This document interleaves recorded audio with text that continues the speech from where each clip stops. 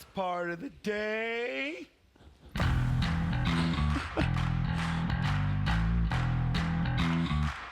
Okay, cool. So, welcome to a super sick presentation on Gathering Israel Wave Makers. Who here's a little bit gangsta? You get the first beanie right there. Do you like this? Just so you know what you're getting. Just so you know what you're getting. It's a little bit cold outside, and nothing's more thug and intimidating than a Ward Radio beanie. So let me see. What's a little bit of trivia that I can give out for you guys? You gotta earn it. You have to earn it. Beanies don't grow on trees. So let me see here. What's the name of the snake on the big brazen staff from Dave Butler's? Ooh, okay, it's a runoff. It's a runoff. What's the most boring book in the Book of Mormon? Omni. Yeah, well, you're not one of them. Okay, let's say, I will go and I will do the things which the Lord hath commanded, for I know the Lord gives no command. 1 Nephi 3:7. All right, he got it. Awesome. Nice. And then here we've got an authentic Iron Age woman. Not Iron Age. 63 BC widow's mite. We're going to be talking about donations gathered in Israel today. So I've got a widow's mite out. Who can tell me? Oh, this one's cool. And you're going to earn this one. Who can tell me the emperor that printed the widow's mite? Not printed, but struck the widow's mite. Okay, that might be a little bit tough. Who could tell me what'd you say? Close. He's the one that declared the taxation. It was Jannius. Okay, that one's hard. What scripture says we do not put sharp coins in old purses? Okay, let me see. Let's go simpler here. Layup. It was the Sermon on the... No, you're wrong. It's hood of the car. So no, I'm just kidding. You got Trick questions. I don't want to throw this one. It's like an actual... There we go. Awesome. Okay, cool. So, before I get started really fast, I just want to introduce you guys to two of my friends. This is Thomas Lumberg. He's the only slightly better looking one. And this is Benjamin, who's the only slightly more intelligent one. And no, I'm totally just kidding. These are the Lumberg brothers. They're totally awesome. These guys run Gathering Israel, and we really look forward to having this presentation with you all because just like we live in a new digital age for almost everything we do, from ordering pizza to socializing with our friends, we live in a new digital age of missionary work. And Gathering Israel, which is actually the organization that Thomas and his brother started, is absolutely blazing a trail and doing some super exciting things. And we met because of the Ward Radio Digital Mission, which basically did something similar to them, but like they put it on steroids. So we're going to give a little update onto the Ward Radio Digital Mission. This will be totally the most worth waking up early thing that you have ever done. And I'm going to give us an update on the Ward Radio Digital Mission and then toss to these cats so they can explain what Gathering Israel is doing. And it's going to be awesome. So anyway, what is the Ward Radio Digital Mission? Just to give you an idea, in a nutshell, I have a friend named Jonah Barnes. Who knows Jonah Barnes? Okay, cool. We know him mostly from his books, exactly, as an author. However, people don't realize he is literally like the most enthusiastic member of the Church of Jesus Christ of Latter-day Saints that the Church of Jesus Christ of Latter-day Saints has amongst the Latter-day Saints. Because the dude drinks, and sleeps the gospel, but more than anything, he puts his money where his mouth is. And what happened was he was in my studio one day, and he got really excited. And he's like, oh, dude, we got one. I was like, what are you talking about? And oftentimes I'm editing between episodes and so on and so forth, and he flips his laptop around and he shows me, he says, we got a referral. And I'm thinking like, what, are you the ward mission leader? That's usually the awkward person in the ward where we don't know where to put them. So we make them the ward mission leader until we figure out a different calling. Let's be honest, that happens all the time. I know because I was one twice. But like, you know, it's like, wait, I didn't know you're the ward mission leader. And he's like, no. He's like, on Facebook. I'm like, what? And he says, with my own money, I purchase Facebook ads for a free copy of the Book of Mormon. And generally, in America, those ads are very, very expensive because Americans have lots of money. Lots of corporations want to compete for our time and our money. But in the third world, you can get them for literally pennies, sometimes fractions of a penny on the dollar. Nike, for example, Nike would love to geofence this cruise ship. And do you ever notice when you start talking about something, or you've been somewhere, you go into the bicycle shop, now all you get are bicycle ads. You talk about a new iPhone, and then all of a sudden all you're getting are iPhone ads. These are all digital mechanisms that are pulled into place to track both your habits and try and convince you to buy their products. And when a video is about to come out, there's an online auction that happens instantaneously between vendors that want to attract people your age and your demographic and your socioeconomic status in order to market things to you. And they pay for those ads. And sometimes they're expensive. Who here has actually had to buy for their business Google AdWords? How much do you pay for one?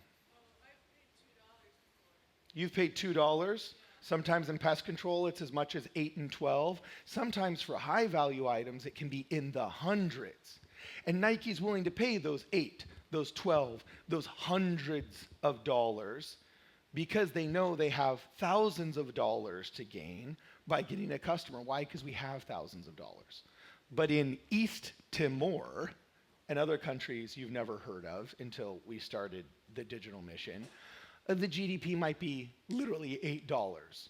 And all of the wealthy people there, well, they buy their Nikes when they send their children off to college, and they do their shopping there, or when they go to Europe, or whatever.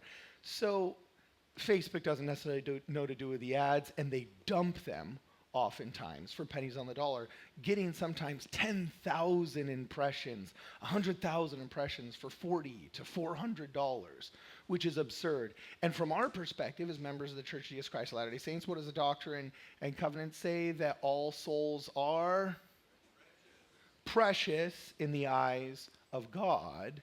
Therefore, a baptism in East Timor, Guinea-Bissau, Equatorial Guinea, any of those places, is the exact same in the eyes of the Lord, in the eyes of Russell M. Nelson, or, well, now Dallin H. Oaks, as Cardinellis, as Greg Madsen, although he would prefer more people in Arizona. He's getting lonely in his ward. So they're all the same to us, right? So we would buy these ads, set parameters for someone who was literate and a male that had a family that wanted a free copy of the Book of Mormon. And then when we get those referrals, we would send them to the church office building, okay? But I gotta tell you, it stunk. Frankly, it stunk. Because missionaries, sometimes they wouldn't give us feedback. There's a high turnover rate amongst missionaries. Sometimes we're sending them to third world places. The church's tracking system wasn't good back then. But in spite of all these headwinds, okay, oh, and by the way, this is what the ad looked like. So this is the first one that I did on my laptop with Jonah Barnes, okay? By the way, that's him, handsome devil. These were the first baptisms that we got in Guinea-Bissau. I spoke about this on my presentation the other day. But the good news is that I didn't say on my presentation is now these first 2 members in the country, all right, their families are getting baptized, and Guinea-Bissau has been officially incorporated into the mission. It's super awesome. And there's the selfie of the missionary doing it. Pretty awesome. Got to take a selfie, right? So we decide to open this up to more areas and more missions. When Jonah Barnes turns around his laptop and he shows me what he's doing, I say, bro, if there's one thing Ward Radio is built for, it's popularizing good ideas, right? So we decide we got to get people we trust to go out and do the exact same thing. So spending all of their own money, okay, we had nothing institutional yet, spending their own money, other people decided to go back to their missions. That's Canuto de Leon. He didn't serve a mission, but he liked Jake Clifton, the football player, and found out that guy was going to serve down in Nicaragua, so he did it in the mission where his favorite football player was serving. And we started noticing even more increased success, so much so that we started an entire Discord channel dedicated to this thing. One of the first places where we noticed and had measurable quantifiers of success was indeed in Puerto Cabezas. Okay, that's where Canuto's brother was serving. That's also where Jake Clifton was serving. And here are some quotes that we got from the missionaries there. We can't keep up with the referrals. Actually, it's kind of hard to actually go contact somebody, do the first discussion, second discussion, so on and so forth. And who here had a dry week on their mission? How would you describe in one word that dry week? Grueling. The days pass like hours, and the hours pass like days, or whatever it is, you know. When it's a dry week of just like having zero referrals, not knowing what to do, it's definitely more the hours passing like days, right? And so to go from that to, oh my gosh, we can't keep up. What an absolute blessing, right? They also said, and this is anecdotal, at this point we didn't really have good mechanisms for stats, but we were able to actually get a hold of a couple of the missionaries through personal contacts and say, how's it going? And they're saying, oh my gosh, this is like 8 or 9 times what we're used to. And it's actually working. Working so well that we were getting what was called a snow day, where they had to baptize multiple people all on the same day, because now that's not all because the Word Radio Digital Mission. I don't want to gas myself up too much, all right? You know what I'm saying? Actually, no, it is. And could you donate? No, I'm just kidding. But this was the baptismal day for the missionaries in that mission, and these guys brought 8 or 9 times the people as usual to that mission, so much so that it actually gained the attention of the mission president, who was like, well, okay, well, what's going on over there in Puerto Cabezas? So in a nutshell, I could talk on and on, but we were able to actually speak to the mission president, you know, and confirm, like, okay, we don't want to make claims that we can't back up. So we're able to reach out on WhatsApp and confirm with this guy, like, is this working? Or are we just spamming you guys? You know, because we'd love to think it's working, but you never really know until the proof is in the pudding, right? So we're able to talk to these cats and confirm that, yes, it did indeed work. And our pre-October average was 4 times more fills on days, than previously before. And literally, virtually, I mean, look at these stats. A 2,570% increase in activity and referrals, which is super cool. So anyway, here's just what more of them look like. And the update is we got a bunch more Word Radio Digital Missionaries. Here's some of the guys in the Discord if you ever want to join it.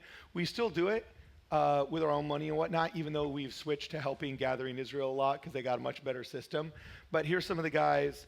I love internet names. Colt, Canuto de Leon, Thaddeus, Wonka Will, King Bean Dip. These are some of our Word Radio digital missionaries. But the coolest one is Thomas the Tech Bro right here, who I met. And I'm going to gas him up for 1 second here. This guy is, I'm very glad he's a member of the Church of Jesus Christ of Latter-day Saints, because if he weren't, he's that guy. Like, do you remember when Israel programmed those pagers to blow up on your hip? Yeah, like if he weren't Mormon, the NSA would have him doing stuff like that. Like this, like if he were not a benevolent man, he could hack us all. He would stop Neuralink in our heads and we'd flop over or something like that, you know? So anyway, Thomas now took this idea when he saw it, and he was kind of participating in the Word Radio Digital Mission, and like put it on steroids and started a group called Gathering Israel, which is why we're all here today. So if you put your hands together, please welcome Thomas and his brother to talk about Gathering Israel. Thanks, Carden. Take it away, bro. All right, sweet. Ben's going to get this set up for us. Yeah, so thanks, Carden, for all of that backstory on your end. So a little bit of backstory on my end. I have a background in sales, and I started a company where we do AI sales, so it's called Sellify AI.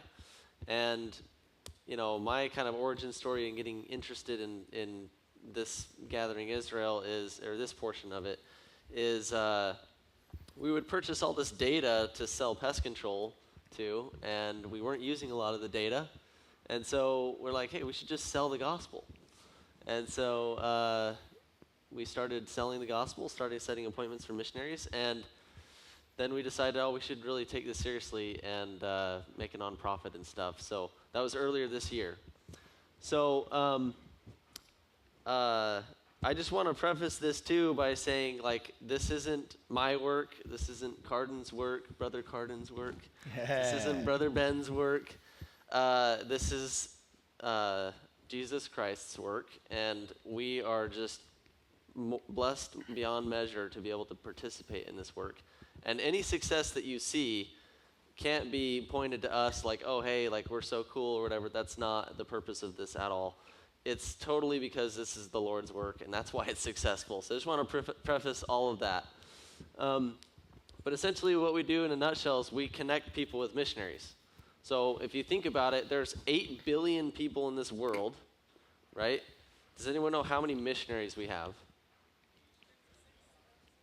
We actually have 100,000 missionaries. Isn't that crazy? Oh, is that including service missionaries? Oh, okay. Cool. Well, I mean, are those real missionaries? Yeah.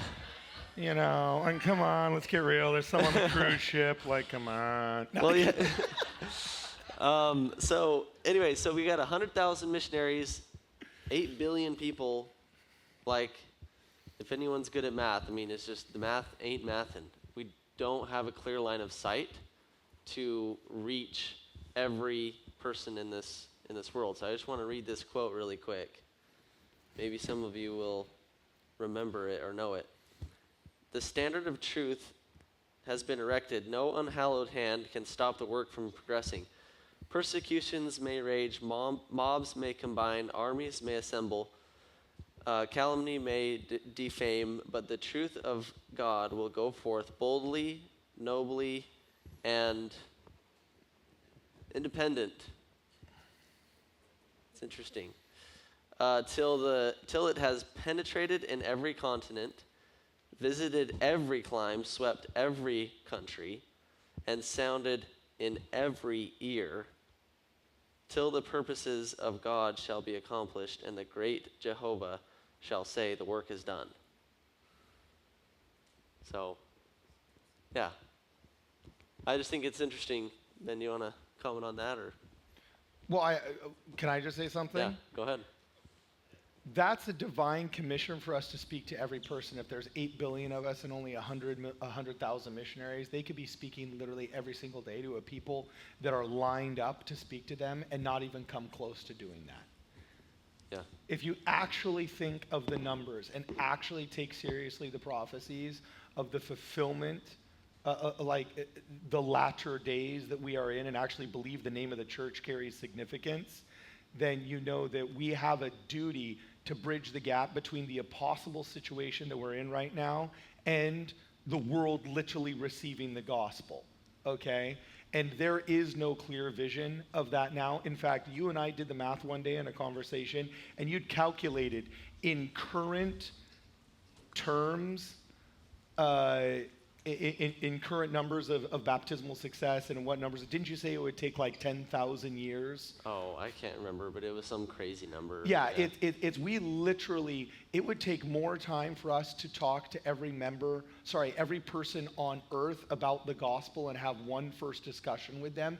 It would take more time than we currently have. It would take more time in the future than we have human history in the past in order to actually fulfill that prophecy. So what does that tell you? That tells you we need to use technology. We need to use artificial intelligence. We need to use machine learning in order to bridge that gap, because there's no way that we can without it. I'm sorry, keep going. Yeah, that's great. So we believe that we can actually do that, and we're not the only solution. Don't get me wrong; we're not the end-all, be-all, but we can add fuel to the flame of gathering Israel. So we'll show you the nuts and bolts of like how that works, and we'll really pull back the curtain and show you guys how our software works and how our system works, and how you can participate, how you can be engaged. And then we're gonna, by the way, at the end of this, we're gonna have like a Q&A. So there's there should be plenty of time to kind of go back and forth. So be thinking of any questions you might have. And Thomas, can I just say one thing before you dive into these slides? So annoying. I hate doing presentations with this man. We're not really Hey, my anything. wife, I will just say this. My wife told me to not allow you to say this.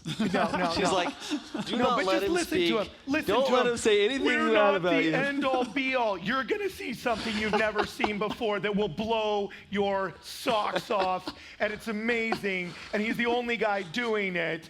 But no, it's the Lord works. Be humble about the Lord thing. That's fine.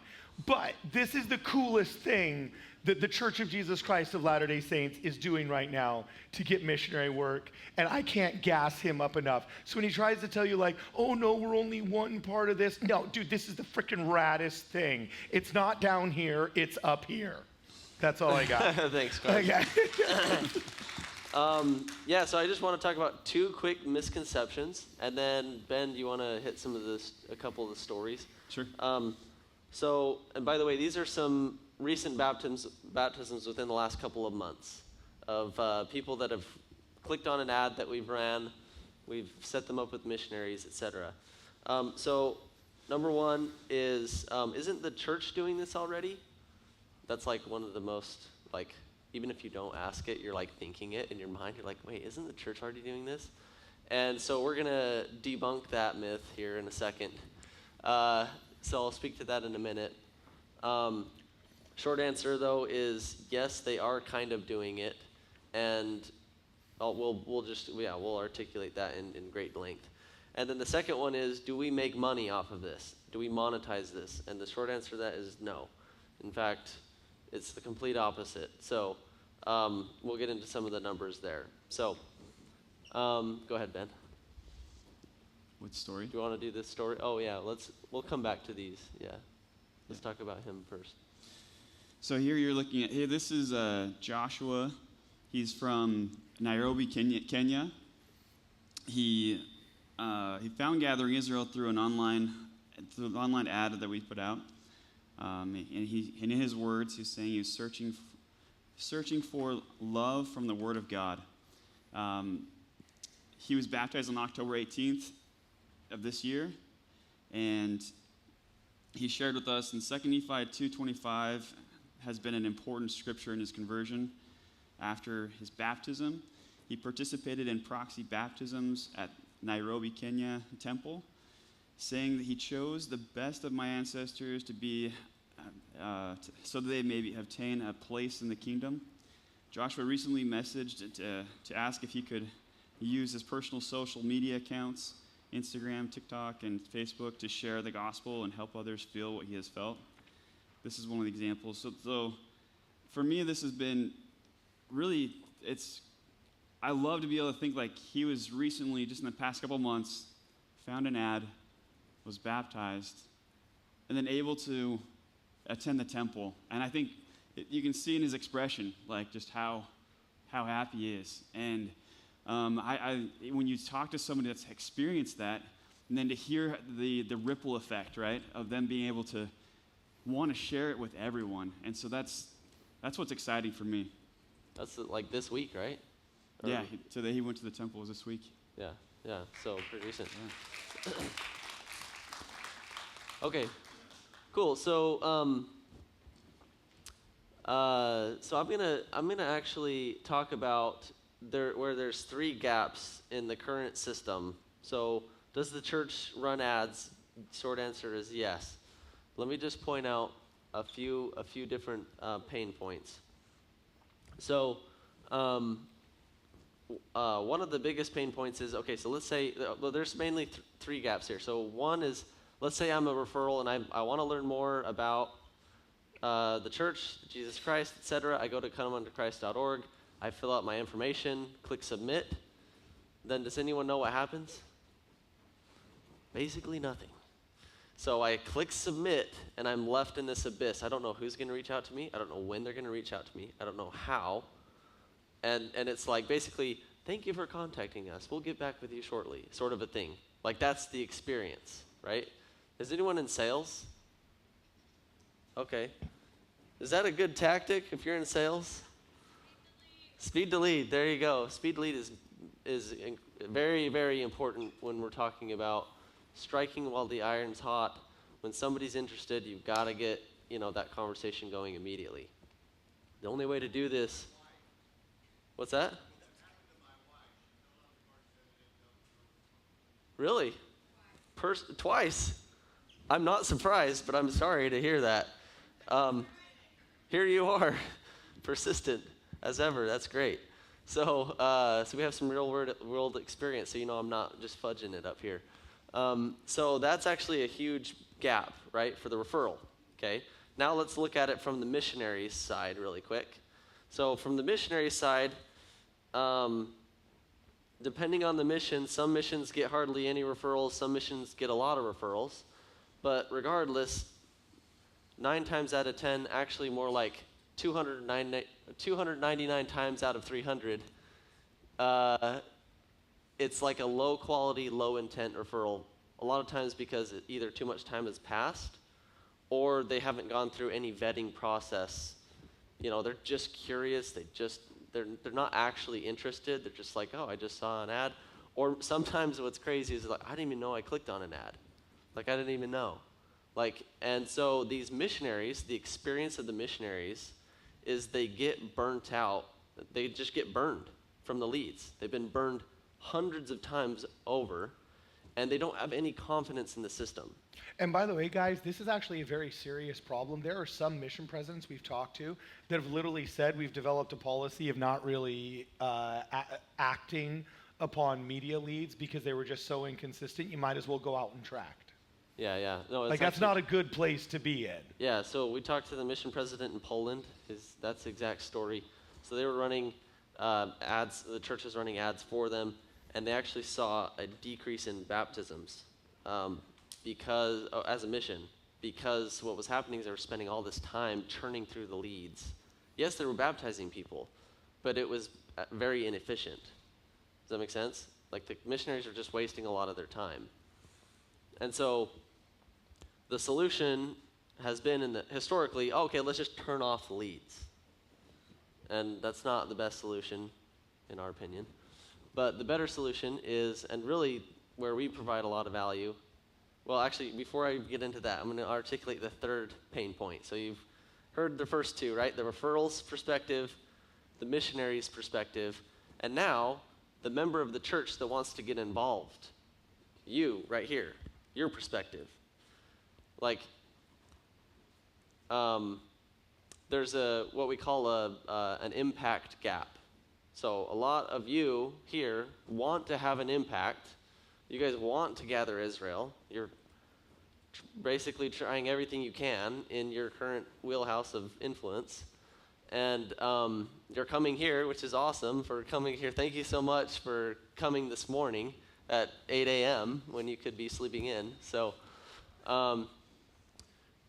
but you want to have an impact, but there's really no way to do it. I mean, think about it, or at least in this regard. I shouldn't say no way. Obviously, there's ways to gather Israel, right? But in this regard of across the world, how can you have an influence in somebody's life in Africa? And just like truthfully speaking, there just really isn't a direct line of sight to do that. There's a gap, right? If you donate to the church, if you donate to certain funds, sure, it could maybe trickle through, maybe. We don't really know, right? And then there's like no transparency either. You don't know how successful things are going, and I'm not saying that the church needs to be transparent on this or they need to change anything. That's not what I'm getting at. I'm just articulating the reality of the situation. That you lose track. Like, you have an amazing conversation in the subway in New York when you're going to JFK. Somebody seems very interested. You might even have them fill out a pass-along card together. But once you give that away, you're emotionally invested in this person. You want to know at least, did they get a copy of Book of Mormon? Did they end up receiving missionaries?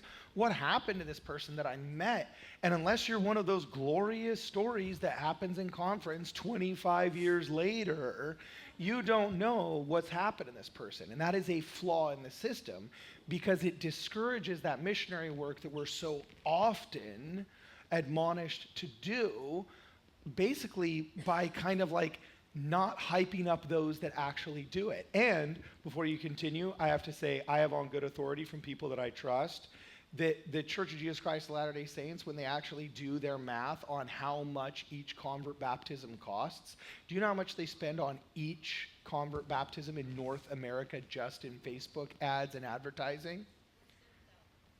$43,000. $43,000. And through his AI tools that he has yet to explain, and through all of the different ways that he does this a lot more efficiently, Gathering Israel is getting that down to $1,100 and 40 cents a referral. Yeah, freaking amazing, huh? So keep going. I'm sorry, yeah, Thomas. Absolutely. So this is how we solve it, right?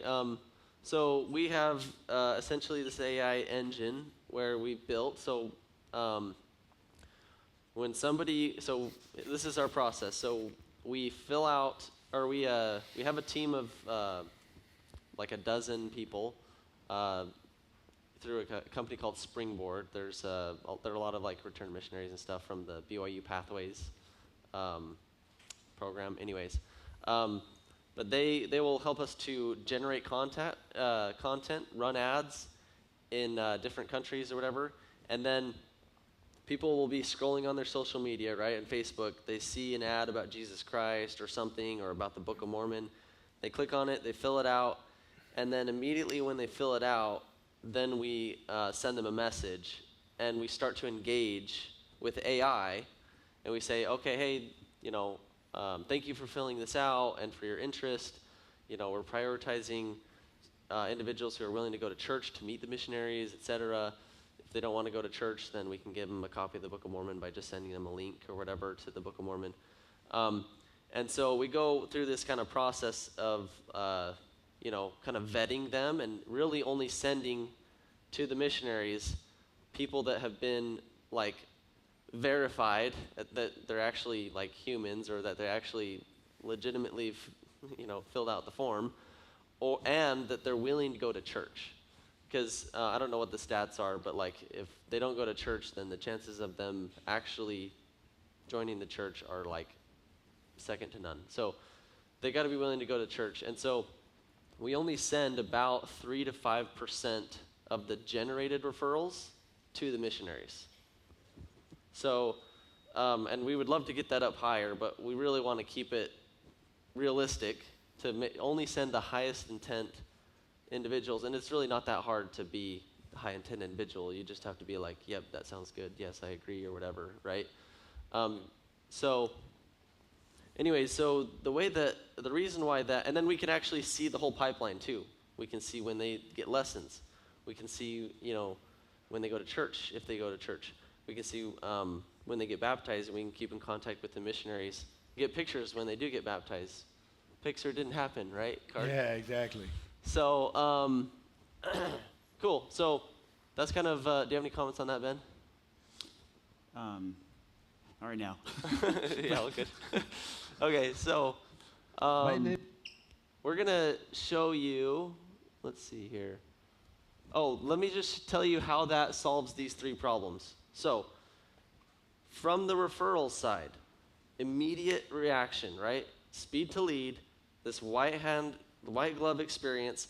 when we pass them off to missionaries, we say, hey, when we reach out, we say, hey, I'm not a missionary, and by the way, I don't represent the Church of Jesus Christ of Latter-day Saints, but I'm here to connect you with someone from the, a missionary, right? And then, we go engage in that conversation. So we're setting the right expectations. We're walking them through that journey in real time. So that helps with the referral, right? Now for the referrals experience. Now for the missionaries experience, it's actually got to take place over time because it's got to actually have a change in the paradigm of these missionaries. But every referral that they get is a high quality, high intent referral. And so now we're changing the paradigm of these missionaries that they're actually believing in the system.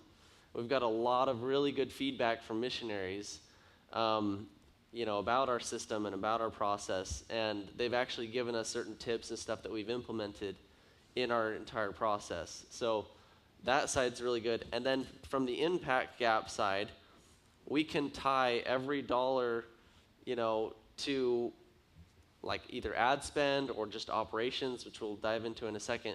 And we're generally speaking very transparent. We just got a letter of review or something. Proactively, we got essentially it's like an audit. We haven't been a nonprofit for longer than a year, so we can't proactively run an audit until the end of the year.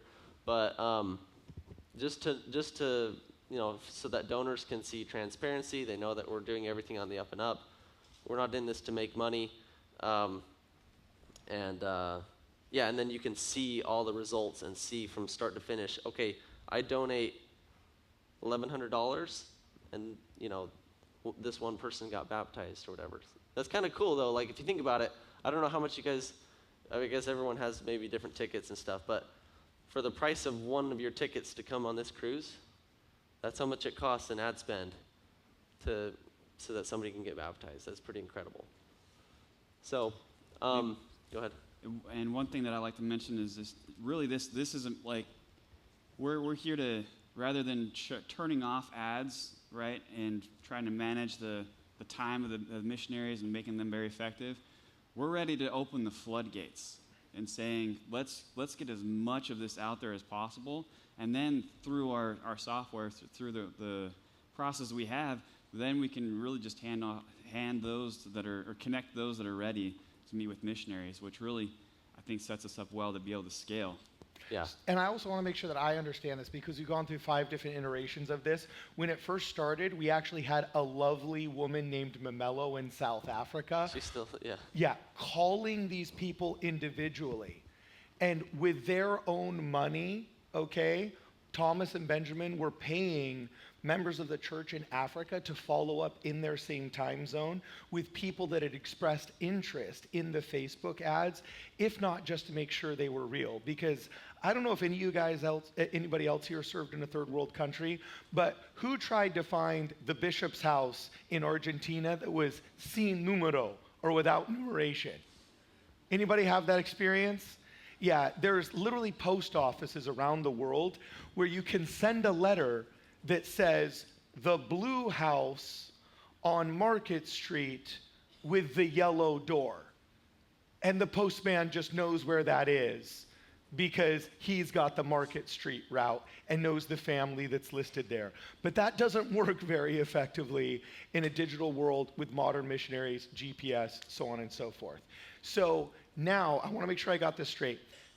Somebody sees a Facebook ad that donors and or you have where you've offered a free copy of the Book of Mormon.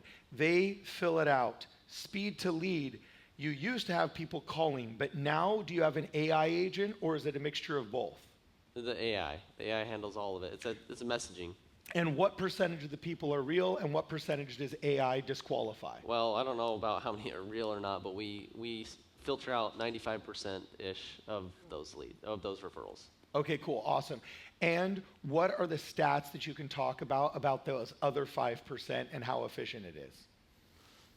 Very high conversion, basically.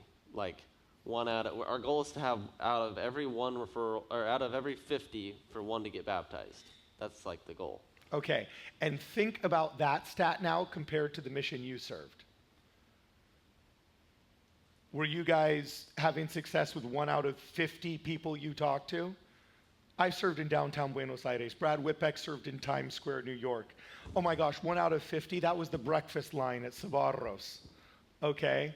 1 out of 50, that's amazing. So keep going. Okay, cool. Did you have? Okay, I was gonna say we can show the video of Lucky really quick. So this is Just the next slide. yeah, this is the story of Lucky, and then after Lucky, we're just gonna dive into some of the. I'm a big numbers guy and charts guy, so we're just gonna look at some charts and numbers and just show you what's going on in terms of donations and stuff, and ad spend and stuff, and then we'll do our Q&A after. So. My name is Lucky Mohapi, and today I was just baptized. It's a wonderful feeling.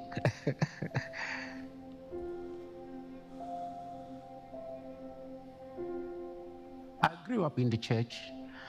My elders were actually my were the one who taught me about the Christianity, church living, the good moral of living with society in general. I managed to get in social media a church that was attractive to me. They say is a church, but it's in Israel, but it was so attractive to my needs. Well, then I click there, it was WhatsApp number, then I click, then suddenly there's somebody there who say, no, welcome, we are in Atteridgeville. They took me through, and it has been so nice experience, and the teachings that were opening my eyes, my ears, actually everything to say, this is the church that I've been looking for. At the end of maybe their lessons, then they ask me that, are you ready to be baptized? And I say, I've actually been more than ready.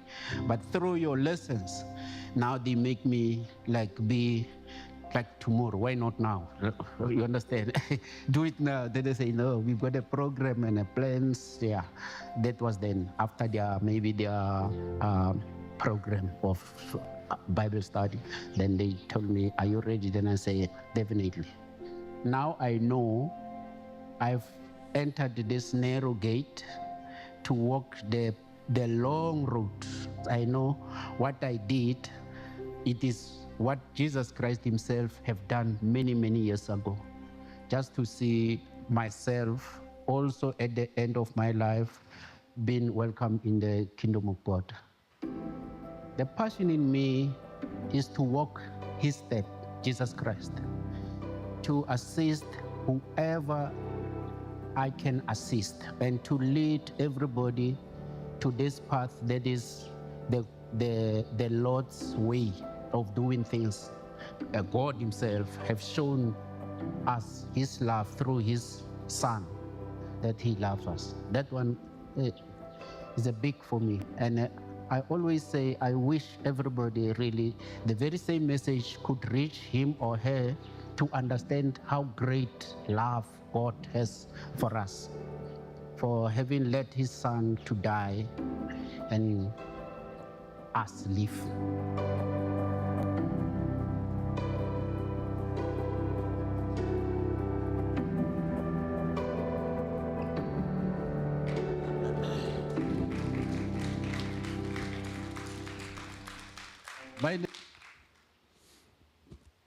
Yeah, that's such an incredible story, Lucky. You can just feel the spirit.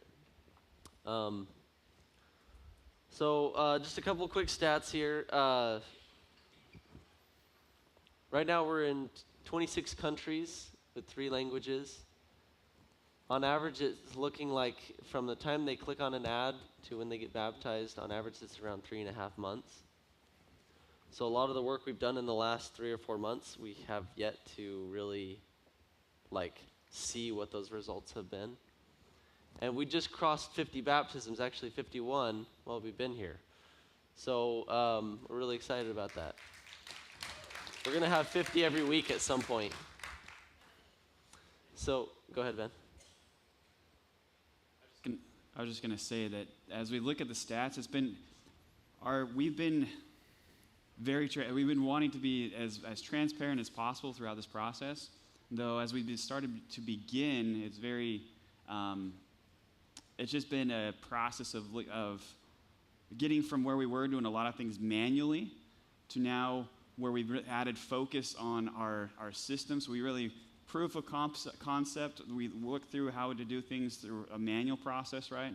And then through AI and through this engine, we kind of say is the means to be able to scale it. And so with that, some of the stats are lagging a little bit, a couple months, but as we, here in the couple months, we'll be able to continually share these things on a monthly basis to show how the impact of it. Yeah, absolutely. Do you want to switch over to the couple other graphs really quick? Okay, so this is this puts side by side the ads cost versus the donations that we've got. So initially we got a lot of interest, so we ramped up our ad spend, as you can see. In October we spent around $30,000, but our ad spend has been declining. Or I mean, our ad donations have been declining, and so it's actually been kind of challenging to kind of match those two things, just because our donations have been somewhat inconsistent. So, and just as an FYI, or go ahead. Yeah, the November here, you'll see is the ad spend November isn't done yet, so we haven't put that bar just yet. But our goal is to be able to obviously increase our ad spend so as we reach more people. So we really want to scale this even further. And so as we're looking at donations, it's great to be able to increase those, right? And we're also looking at ways we can make that like different investment opportunities to be able to not be so dependent upon donations in that way, but each dollar really goes a long way. Yeah, and then oh, you want to flip over to the other one? Should we do the other one? And then this is our operations. This is to essentially, we have developers, we have content creators, we have just to keep the lights on, essentially, for Gathering Israel. And I'll speak about this in a minute, but right now we're in 26 countries. If we want to go to 100 countries, we just need more people, more infrastructure to do so, and it costs money, right? Did you have a question? Yeah, real quick, Tom. How are you gathering? What's your modality to get people to donate? Yeah, good question, and we need to improve that. I'll tell you this, look, we're just some brothers, some members of the church that we want to make a difference. We're just trying to figure it out. No, I'm serious. This is the first time I've ever run ads in my life, a year ago. I'm not an expert in running Facebook ads. And so we're still trying to learn how to run things. But I've been blessed financially with business, and so currently anything that we don't get in donations, I'm donating, out of my own funds. And so right now I'm basically the bottleneck, because if I'm going to continue to donate as what I'm currently donating, if not more, especially if business goes well.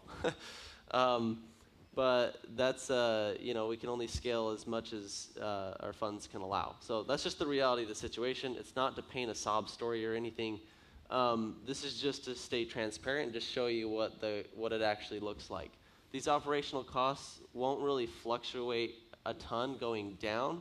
They pretty much stay consistent, moving forward. And if we had more, then we can even afford another expert AI developer to refine the engine. Do you want to share that analogy, Ben, of the engine you were talking about?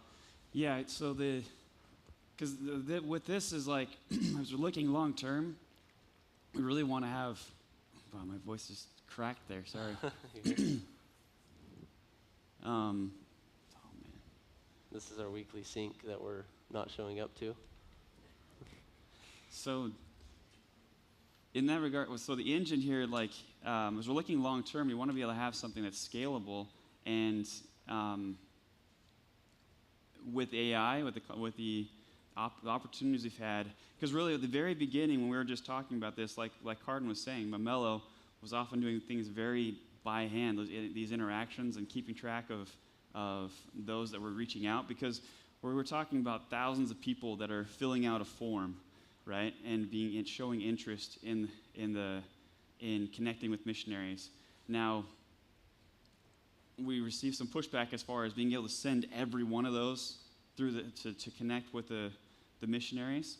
And so that's where, with this, it's a very scalable option where we can continue to ramp up the amount of form fills, or those that are actually interested.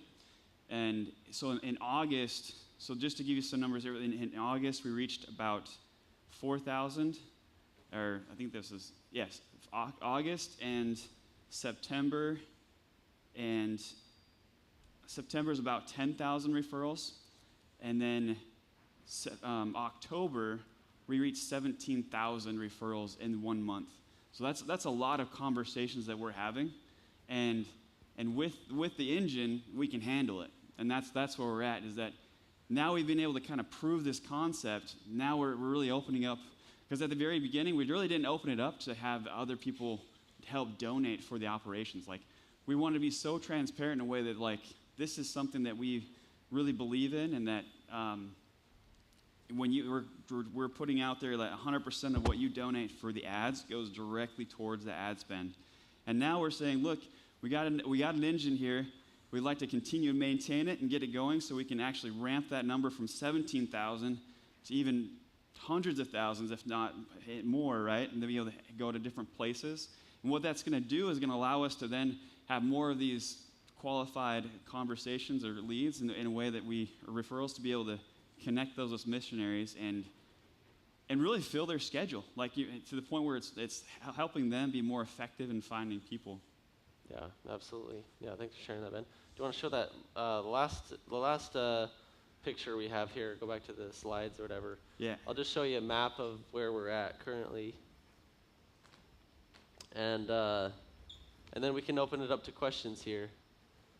Let's see, our goal is to get to 30K a month right now in ads, or I mean, not ads, in operational donations, which right now we're at like 1,000 or something, right? Yeah. This is where we're currently at. So a lot in Africa, South America, obviously North America, the Philippines. And some of this is we're very much like we've kind of proof of concept. We've really been going to areas where it's done well, kind of like what Carden was saying, where that dollar that's been donated in ad spend is going to stretch further. As we look at like the U.S., we're starting to test these markets out and seeing what content works well, and really collaborating with quite a few people because some of these other markets are going to be more expensive, right? And so it's really important to be not just wasting money and throwing out ads. It's a matter of really finding out what works, and that's kind of where we're working through with that. We've had a lot of influencers,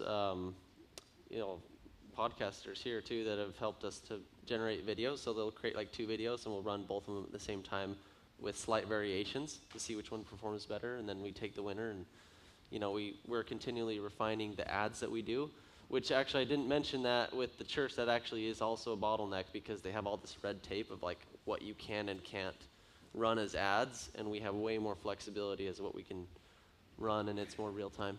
And if my stats aren't incorrect, in Los Angeles, in my backyard, where I wanted to run some ads so that we could possibly go visit them on Ward Radio, it was an average about $400. I can't remember. Right? Maybe, yeah. When you were in my studio, you were saying that, whereas you could probably get a response for as little as like 40 or 50 cents in some of these other countries. Yeah. So, I mean, it is tempting to dump everything just where it's least expensive, but then also going to visit and follow up with these people sometimes can be harder. So it is a mixed bag, and we are going everywhere that we can, but there's a very wide spread in between the two. Yeah, absolutely. So at the end of the day, the goal is to take it to every nation, kindred, tongue, and people till it is sounded in every ear, right? So we have a lot of room to get, we have a lot of ways to grow, a lot of room to grow, different social media platforms, not just on Facebook and Instagram, but also on like TikTok and other social medias that aren't even in the U.S. So there's a lot of room to grow. And so, where can you be involved? Really, at the end of the day, there's a couple of ways. One is if you have the means, please, consider a donation or consider specifically towards like just Gathering Israel in general, like the operations. Or if you want it to be specific to ad spend, you can specify that to be specific to just the ad spend. If you don't have the means, and by the way, thank you I know a lot of you here have kind of mentioned that you have been donating or you have donated, so thank you so much. Every penny counts, so we really appreciate that. And then if you don't have the means or aren't able to donate now, share it with a friend. Share it with one person. Just share what we're doing and what we're up to and get their thoughts, get their feedback. We get a lot of requests to volunteer or to serve, to help us out, etc. We don't have a current process to, integrate your service into what we're doing because we just have this well-oiled machine, and there's just a whole process of doing it. So it's hard to plug and play just people with different volunteer work, but maybe we'll have that framework in the future. But if you have any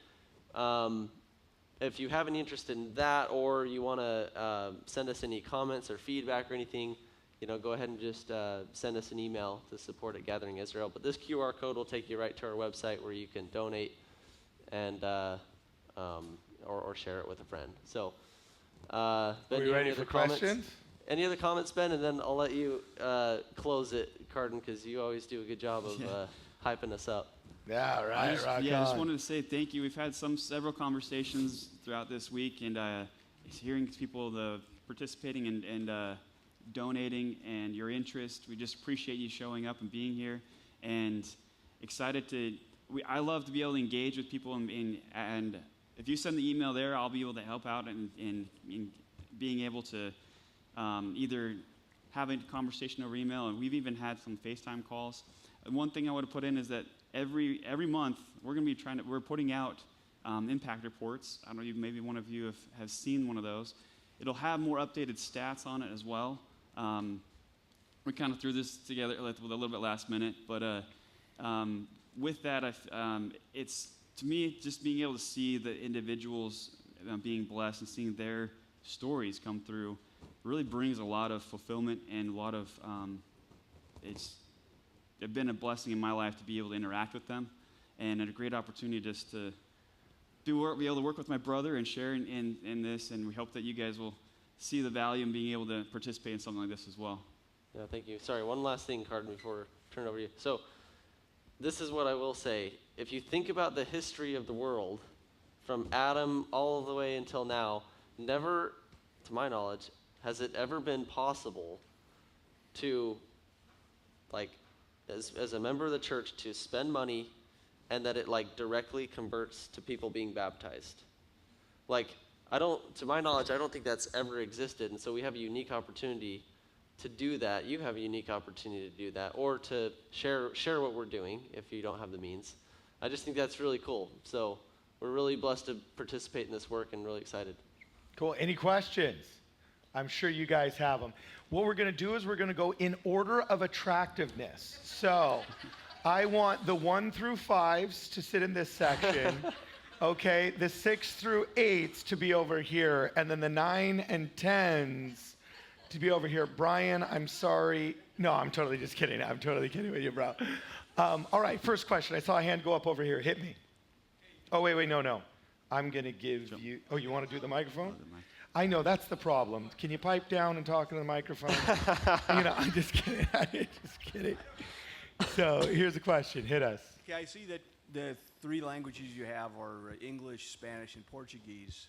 Do you have any plans on going to French so you can hit more of Africa and other places? And are you currently working on it with French language? Short answer is yes. We have plans to cover all languages in all countries. I think it's just a matter of capacity, bandwidth, affordability of it. But why do you ask? Because the prioritizing the languages that'll have the most impact. So after the 3 languages I just said, you've got French, which is spoken in large parts of Africa, and also that's a market that doesn't going to cost you a fortune. Like if you were going to go into some of the European countries, it'll cost you a lot. But French is one language that's used extensively in Africa, and you've got a lot of people that it's low cost. So Yeah. now you're going to see a little bit into the strategy of this. What's one of the very first things I told you about going to Africa when we were talking about this? I don't know. Okay. You told me a lot of things, bro. It's very tempting to dump everything in Africa, but as a guy that deals with anti-Mormons all day, especially those that are kind of the North American atheist ex-Mormon bent, you may remember me saying, let's not just spend all of the money in Africa because you don't want people saying Like we were just a bunch of colonizers. Yeah. Okay, and so we have specifically found places in Africa where it seems to have a good missionary pipeline. There seems to be a mission president that trusts us. Mamelo's made some inroads into certain communities that are indeed growing, and it's a little bit of a proven market, so we're going there. But our first baptism was actually a really cool Puerto Rican guy in Brooklyn, if I'm not mistaken. The first one you showed me, at least. Do you remember the individual I'm Do talking you remember, about? Ben? Philippines? First was in the Philippines. Who was the guy in Brooklyn?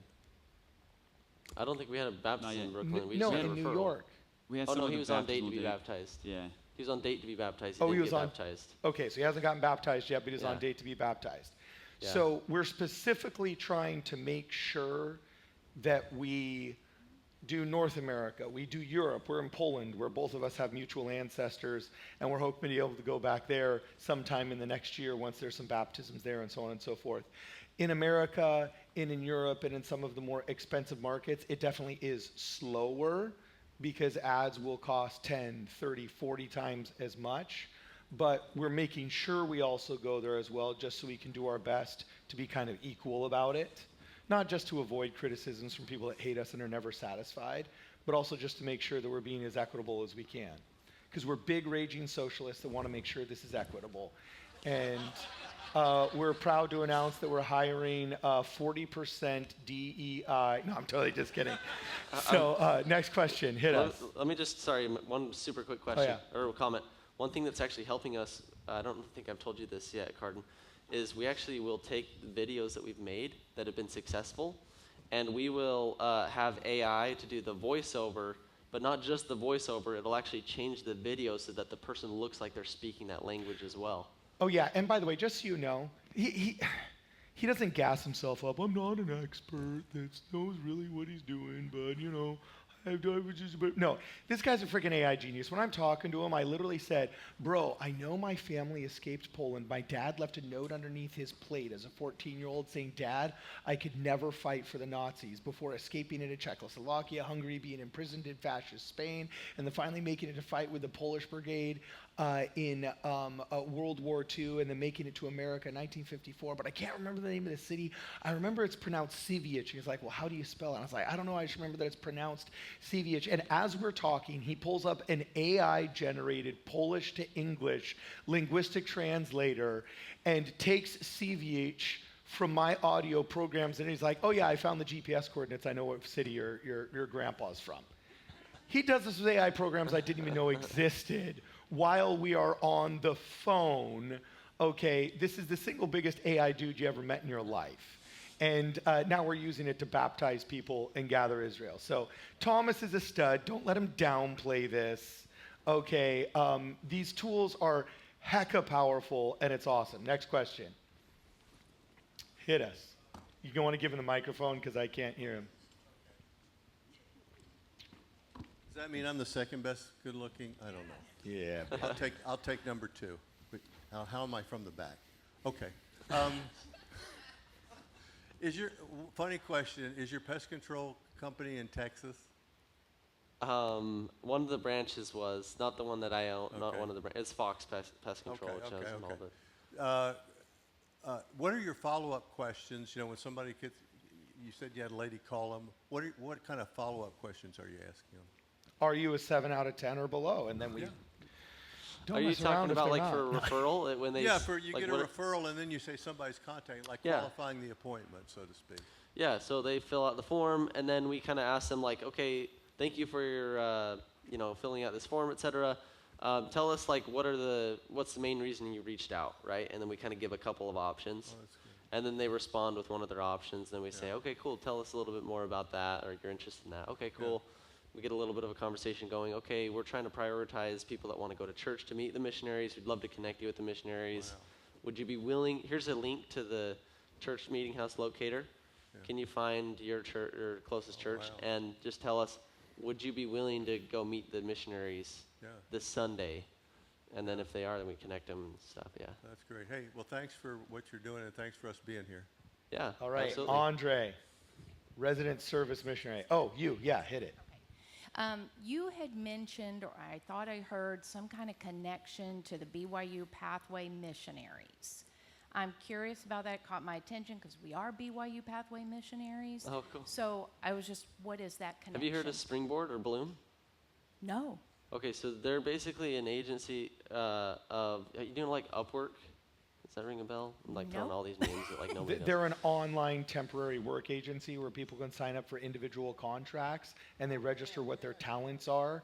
And if I want to draw a comic book, for example, because I got a really cool Orem Porter Rockwell story, I can go on Upwork, I can go on Fiverr, I can go on Bloom, I can go on Springboard, and then type in comic book artists. And there might be a guy in the Philippines, there might be a guy in South Africa, there might be a guy in Albania that says, dude, I do comic books for $100 a page.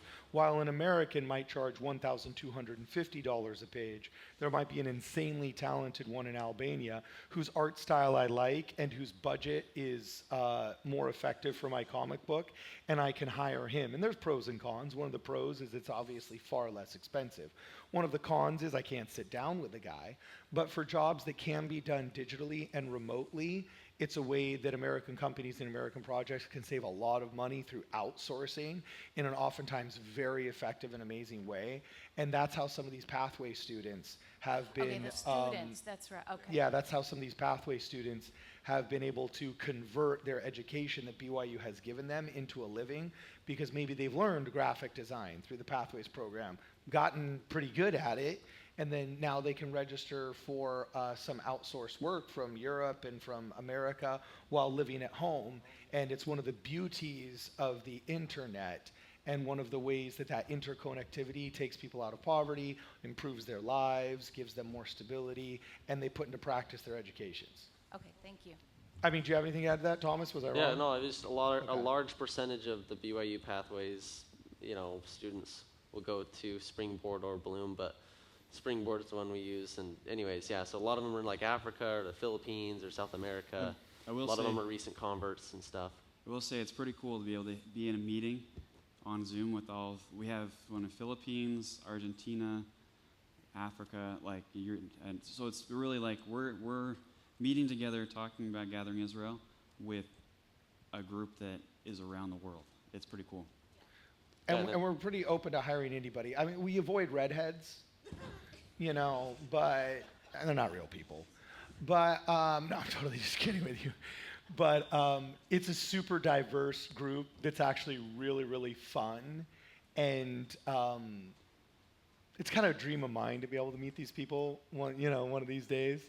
But everybody I've met so far at Gathering Israel is actually really, really rad. And my favorite is Mamelo, the lady that runs the African team and calls a lot of people and kind of is a project manager. But they're all really, really, really, really cool members. I am so stoked for the growth of our church in Africa. Like, these people are rad. I want to retire there, and I haven't even gone yet. We taught an institute class in West Africa, and the first gathering. I can't hear you. We taught an institute class in West Africa. Huh? West Africa. So it was a multitude of different countries.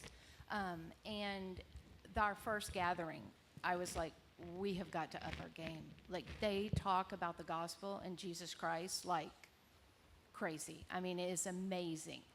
We do not talk like them.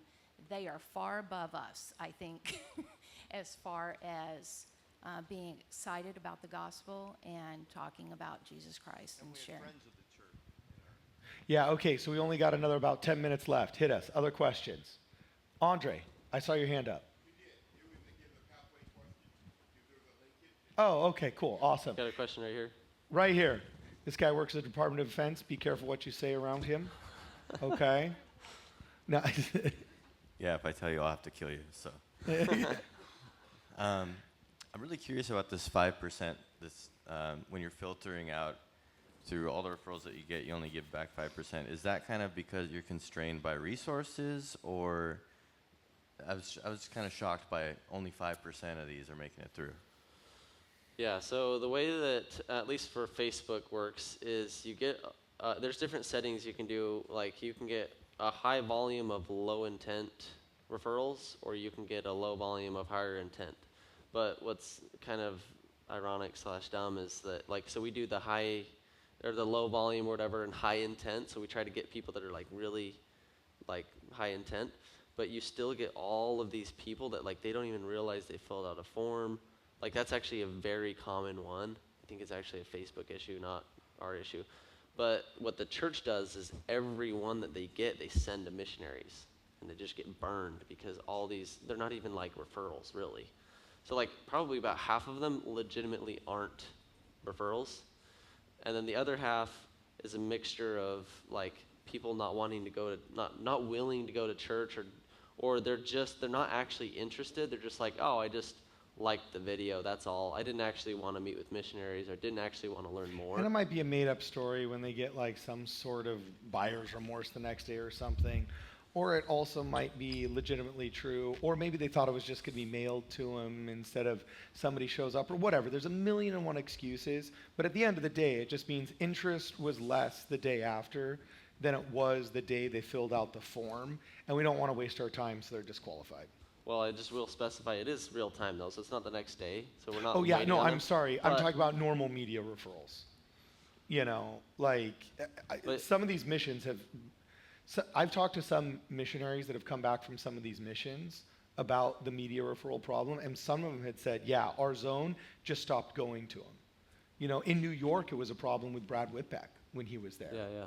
So, but yeah, going back to your like question of like, okay, why 95% are being filtered out? Is it a constraint of resources? No, it's not.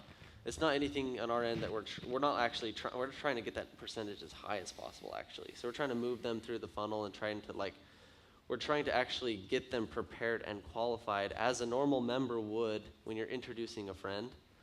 You're not just going to say, hey, I talked to this person on the plane. Go talk with them. I didn't even talk about the church with them. It's like, okay, you're kind of like wasting missionaries' time when you're like, oh, I got this person's contact info, and I got this person's phone number, and I got, you know what I mean? So that's kind of what we're doing essentially, is we're just doing that initial contact first, really to vet that like legitimate interest. Does that make sense? Yeah, thank you. Yeah. Cool. Next one, hit it. We got 8 minutes. Oh, that was Curious. far. I'm curious about your stats. So when you said you have like 50 baptisms this year, I assume you guys are being really conservative with what you're like claiming credit for. Are you just counting like the person who clicked on the ad? Are you also counting their family members? How does that work? Yeah, good question. We call those ripple baptisms. So I'd say, I don't know, 40 or something of 40 maybe of them have come from just that one individual. But we do count the ripple baptisms as well. But we only count the ones that have like that we can legitimately confirm end to end, which we can on pretty much all of them at this point. And originally we couldn't. But yeah, well, now we can have pretty good. So that's as of all. That's what we know of, right? But you know, we could be planting because we're reaching like millions, actually tens of millions of people with our outreach, and so that actually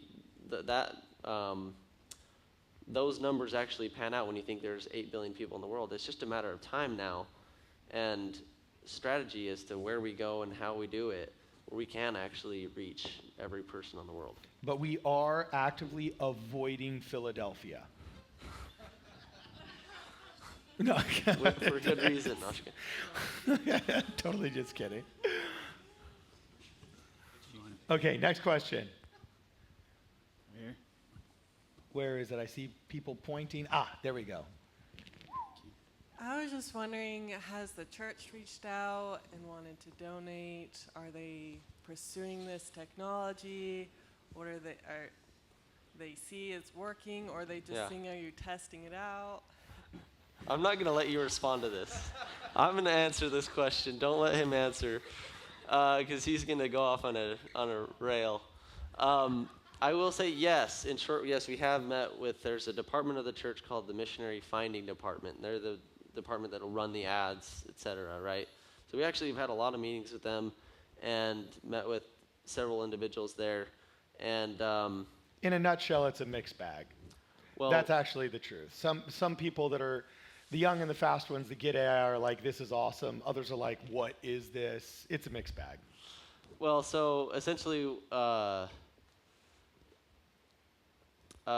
you asked about like donations too, right, and stuff, right? Like if they could donate, even if they did offer, I don't think we would actually accept donations from the church. And the reason why is because if we did, there's an expectation of certain policies and procedures that we have to follow, which actually just kind of constrains our flexibility of where we want to go and how we want to do it.